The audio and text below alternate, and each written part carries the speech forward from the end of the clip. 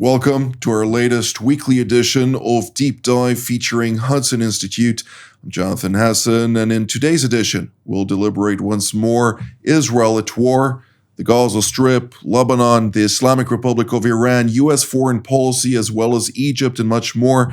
To do just that, let's turn to my colleague in Washington, D.C., Dr. Michael Duran, Director of the Center for Peace and Security in the Middle East, as well as a Senior Fellow at Hudson Institute. It's good to see you, sir. How about we start by focusing on the Gaza Strip, assassination attempt of Mohammed Deif, commander of the Izz-ad-Din al-Qassam brigades, namely the so-called chief of general staff of the Islamist Hamas. What can you tell us about that, and how should you characterize the current state of play? Well, thanks for having me, Jonathan. I can't tell you anything more than what we're hearing from the Israeli officials, which is that Deif is probably dead. Good riddance. Nice to see him gone. It's a little bit of good news.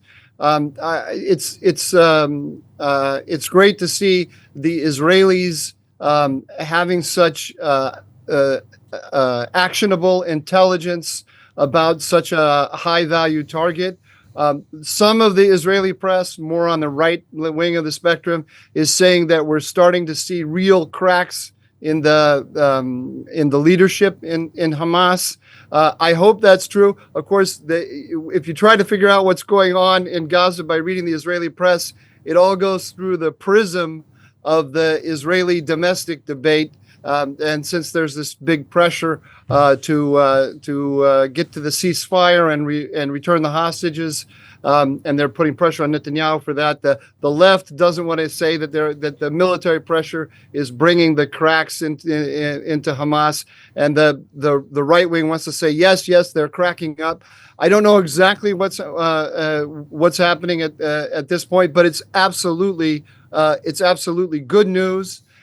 There's no way to interpret this that suggests that it's bad news for Hamas. At the same time, there's this debate going on, I think very well reported at the upper levels of the Israeli government between Prime Minister Netanyahu on the one hand and Defense Minister Gallant on the other, and I assume behind Gallant is a significant segment of the security establishment, about whether Israel needs to control the Philadelphia corridor. That's the corridor along the southern Gaza border with Egypt. My own feeling about that, from my own 2 cents, is that Israel has to maintain control of the Philadelphia corridor. That's the only way. If there's going to be a day after in Gaza without Hamas, then the economy cannot be under the control of Hamas. As long as Israel is not in control of those crossings, that's the life's blood of the Gazan economy, and Hamas will be able to control it. I don't know how anyone is thinking otherwise, except I suspect there's strong American pressure and Egyptian pressure on the Israelis to relinquish the control. I think they need to stand firm on this. And with that, I'll pass it back to you, Jonathan. Thank you, Mike. I'll immediately turn to Mrs. Rebecca Heinrichs, Senior Fellow and the Director of the Keystone Defense Initiative at Hudson Institute. It's good to see you, Rebecca. I'd like to immediately focus also on the latter point of what Mike spoke about, and that is pressure emanating from the United States. The Biden administration is seemingly meddling since day one with the various capacities that Israel enforces in this war against the Islamist Hamas. What can you tell us about the current state of play from Washington's perspective? Also, with the latest coming out with CIA Director William Burns, who is trying to maneuver within the negotiations at this point in time to really seek a certain solution to or end to this conflict. It seems like this isn't currently in the course, at least as of yet. Right. Well, thank you for having me. It's a pleasure to be with you this morning, to be with my colleague Mike as well. So I think the first thing to keep in mind is that the United States has never shared the same final objectives as the Israeli government. So we're at cross purposes because we're already misaligned in what we would like to see. So Israel has been very clear and consistent since the terrible tragedy on October 7th, the attack against innocent Israelis by Hamas. And the objectives have been destroy Hamas, destroy their ability to reconstitute the tunnels, their ability to continue to carry out another attack, and to destroy the leadership, those who are responsible. That has been consistent since October 7th. The United States has not shared those goals. And so essentially it really just wants to get back to status quo. And what I continue to hear from those sort of outside the government but adjacent to this administration is it's just that the Israelis have done enough. And so there's already pressure. So now there's pressure on the Israeli government to just to end its assault. Of course, that decision is going to be up to Israel. But the United States really, the U.S. government's objectives at this point, there's actually kind of two military campaigns going on.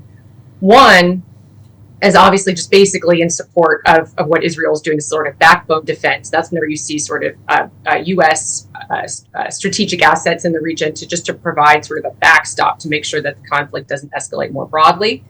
And then there's just these sort of defensive pinprick counterattacks against the Iranian proxies that continue to shoot at U.S. forces in Iraq and Syria, although that has gone down a little bit after the United States has begun its counterstrikes when U.S. forces were killed in Jordan because of the Iranian. And then the other thing going on, of course, is just the trying to get the Red Sea stabilized. The United States has not been successful in this because it's still just playing defense against the Houthis, who have essentially shut down that trade route and have really open to its what have become a lot. They're major powers who are aligned with the interest of Iranian proxies, which are the Chinese and the Russians. Indeed. Well, let's turn to our next guest, Major General in Reserve Gilshon Cohen, formerly the commander of the IDF's defense colleges, commander of the Northern Corps, as well as the General Staff Corps. It's good to see you, General. I'd like to touch base on what Dr. Duran mentioned earlier with regard to the discussion within the defense establishment on maintaining control of the Philadelphia corridor. As I see this, controlling the Philadelphia corridor is vital to be able to even have the foundation to ensure that what happened on October 7th will never reoccur. Is that something that the defense establishment here in Jerusalem and in Tel Aviv, for that matter, share? Or is this not entirely within that same prism as what I just mentioned? Actually, they are not sharing a very clear idea that Israel must stay there forever. They are not really insisting that we must do everything not to come back to square one. In a way, the demand from Israel to withdraw from Philadelphia, even if all consideration of Israel, security consideration, are well accepted and taken seriously, yet the very issue, whether at all Israel always demanded to come back to square one without even 1 meter to take, not only as a retaliation, but as a necessary asset of Israeli security. This is the issue. Whether at all Israel has the right to defend itself, and to defend it means to take care independently about controlling this corridor. And why it is so important, we can realize that after the Israeli attack against Mohammed Deif, doesn't matter what is really the outcome, the fact that the Palestinians, the Hamas, didn't succeed to retaliate in the way that they used to retaliate before, of course, before 6th of October and 7th of October, with immediately attacking Tel Aviv, they succeeded actually to create a leverage, a strategic threat to Israel that actually prevented the Israeli freedom, the Israeli strategic freedom. If all ammunition will come back, it is all coming back to square one, they'll get again that leverage to threat Israel against Tel Aviv, they will take again the Israeli strategic freedom that was acquired now with a lot of payment. And the main issue is whether Israel at all has a right to do that in Israeli own hands, and not just to trust international promises and international forces, because no one will do that better than the Israelis. Well, nobody has a higher stake in this scenario, of course, than Israel at this point in time. But Dr. Duran, I had a very interesting conversation with an intelligence official. I'll classify him as Western for that matter, when speaking about the Philadelphia corridor in recent days, during the course of which I asked him. There were rumors about different smuggling routes being utilized by certain senior officials within the government of Abdel Fattah al-Sisi. I won't name names for the sake of not causing now an uproar in Cairo. Nevertheless, it seems like some relatives of the Egyptian president had some stakes in those corridors, utilizing no other than the Mukhabarat, the intelligence, domestic intelligence agency in Egypt, together with local Sinai tribes in order to facilitate the transfer of weaponry into the Gaza Strip, something that, of course, has been put to a stop by the capture of the Philadelphia corridor. And I asked him whether or not those rumors were true, and he confirmed it to me that they are true, and that there was clear tracking of those activities taking place for quite some time. Why should then Israel, knowing that this is true, relinquish control of this vital corridor at this moment in time and take the Egyptian authorities into the calculus, considering the belligerent activities that have been taking place for so long? Well, your question kind of answers itself. The Egyptians. Here's how I understand their policy, and this is just from several years of watching this. The Egyptians these days, Egypt is weak. It is not the Egypt of Abdel Nasser. It doesn't have a lot of ability to project, any ability really, to project power and influence around the region. The one thing where it is at the center of an issue of concern to the whole world is Gaza. So they want to have influence in Gaza. They want to have influence over Hamas, just purely in order to be a major player on a major issue. But of course, it's also on their border. It's the Muslim Brotherhood. There's all kinds of reasons why they want to have their tentacles of influence into Gaza, and controlling those tunnels, or at least monitoring them closely, is a smart way to do it. So I'm sure there's an element of personal corruption there, or of lining of pockets and so on. But there's also a strategic issue here, and let's not kid ourselves either.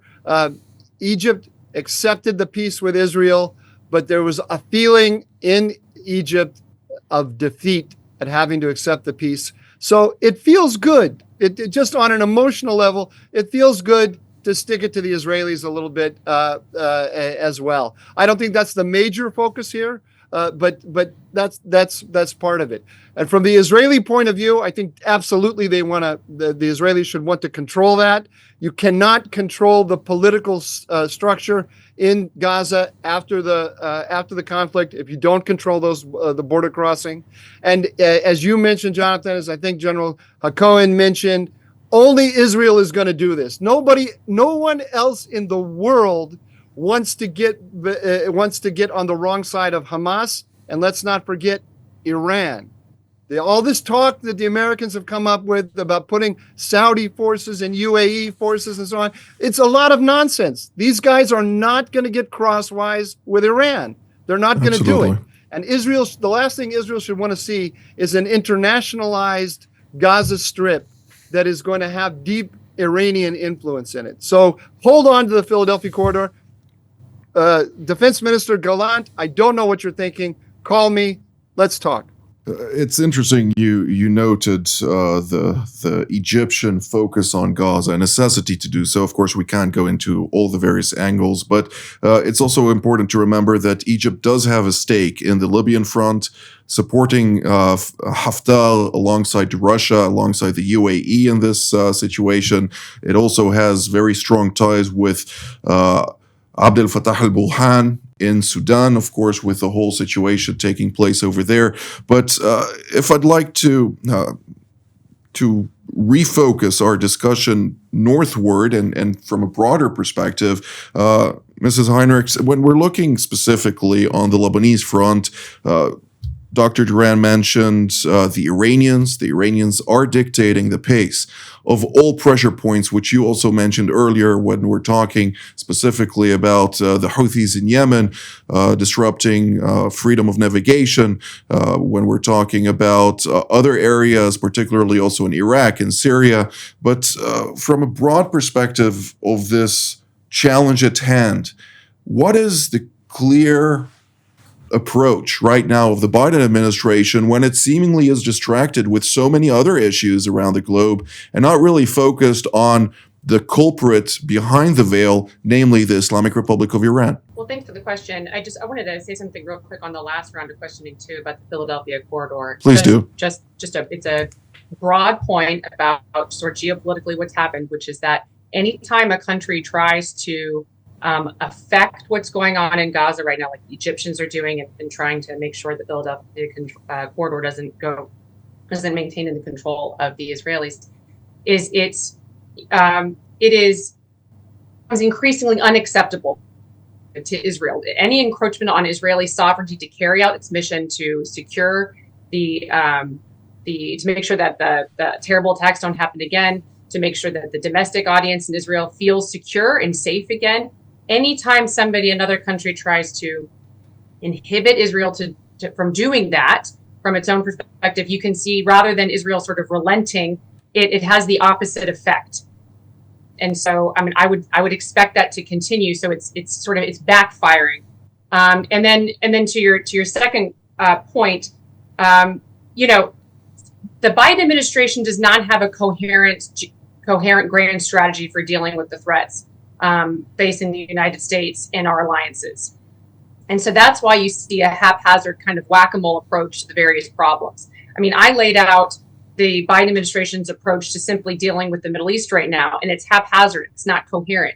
And fundamentally, the biggest problem is the Biden administration has reversed and dismantled the approach of the previous Trump administration, which was to have a maximum pressure campaign against the source of the problem in the region, which is Iran. And then when you dry up Iran's resources and you fully go and support our closest ally, the Israelis, that can have a very helpful effect. Those two kind of poles, I see them: pressure campaign against Iran, strong alliance with the Israelis, table the Palestine problem, and then you see the progress in relations with our Gulf partners, and then you have the Abraham Accords. And that was a sort of loose, more stabilizing dynamic. The Biden administration essentially came in and undid all of those stakes, those poles. And so now you have, I think, we could anticipate this. We have a very unstable situation where you have Iranian proxies essentially creating. It's amazing what Iranian proxies are doing to stop major superpowers, global trade. And it's simply because the United States government, from my perspective, has not actually taken on the source of the problem. General Quinn, Mrs. Heinrichs just laid it out quite explicitly, because when we're seeing the various proxies activating their schemes based on the way the slain Quds Force commander Qasem Soleimani has devised back in the day in order to engulf all U.S. allies and partners, we cannot forget the two core principles that the Iranians have laid out in order to ensure the survivability of the regime, and that is the first and foremost enlarging Iran's footprint around the region by deepening relations with its neighbors, as well as beyond on the third circle level, as well as they define it as removing the U.S. hegemonism, as they term it specifically, throughout the region. Now, the only counter strategic balance, if I may dub it that way, would be the Abraham Accords, but it seems like the current administration is not poised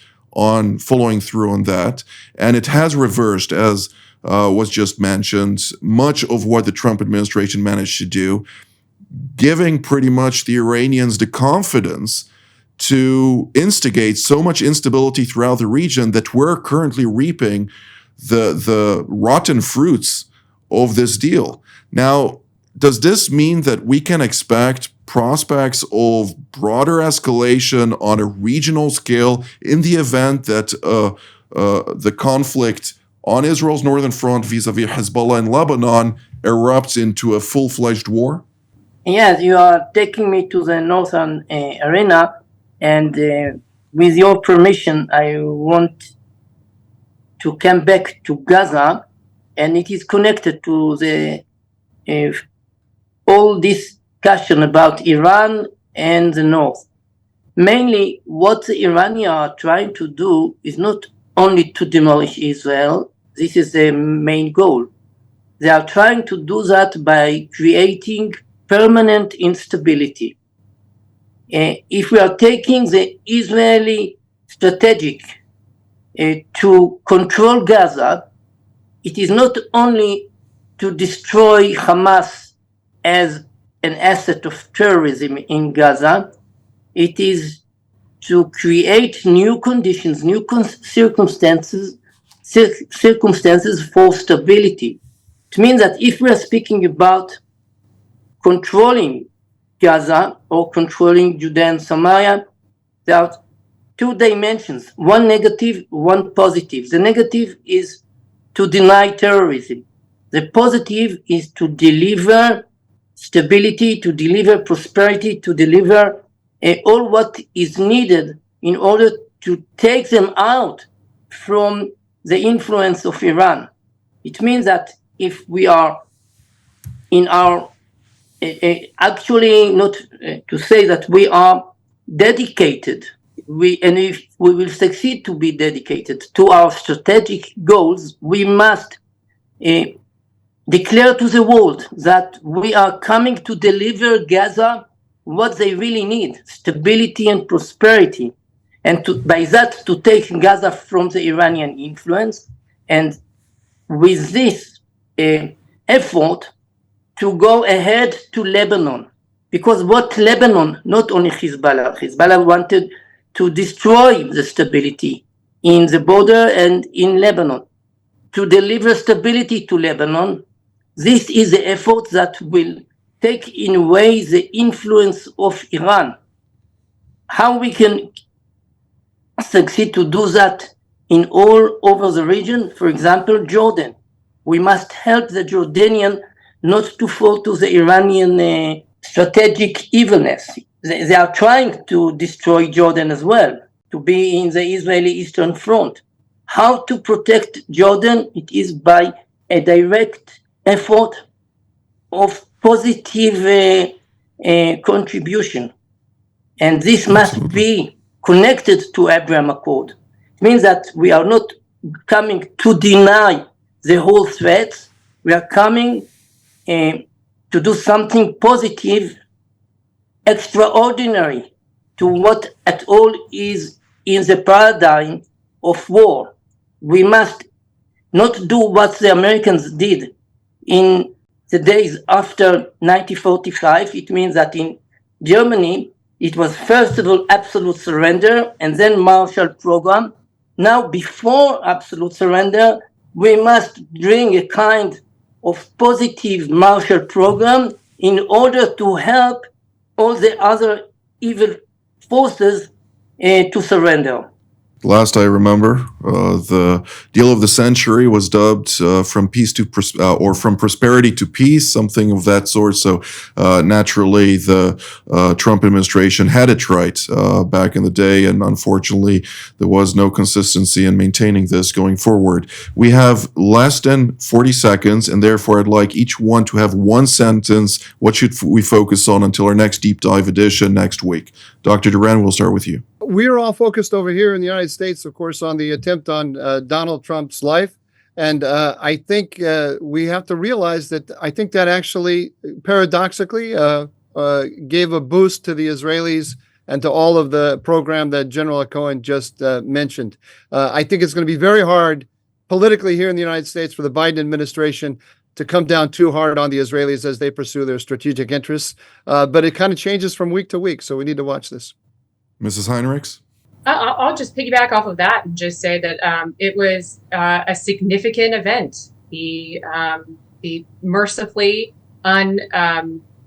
unsuccessful attack on former President and Republican nominee Trump. I think that we've already begun to see a little bit of the cooling of the rhetoric, the partisan rhetoric. And then one thing that I have pointed out that I think is just a security environment and relates to what we're talking about geopolitically is the amount of pro-Hamas support that has been allowed to fester in the United States. The kind of language, the anti-Semitic language, obviously of the First Amendment. I think I'm hopeful that we will now see that this kind of behavior and tolerating this is dangerous, and that we will see a swinging or at least a cooling down of the partisan differences on U.S. support for Israel. General Cohen, half a sentence, please. Beyond Israeli interests here in the region, United States must take awareness that right now the very identity of United States as a superpower is challenged in that occasion. The Russians are already in the Red Sea with the Yemens, and the Iranian Revolutionary Guard are acting in the Mediterranean Sea, in Algeria and other places. It means that really United States is under a challenge. Well, this is all the time that we have for today. I'd like to thank General Cohen, Mrs. Heinrichs, and Dr. Duran for your insights, and I'd like to thank all of you at home as well. Until our next edition from here in Jerusalem, have a good day.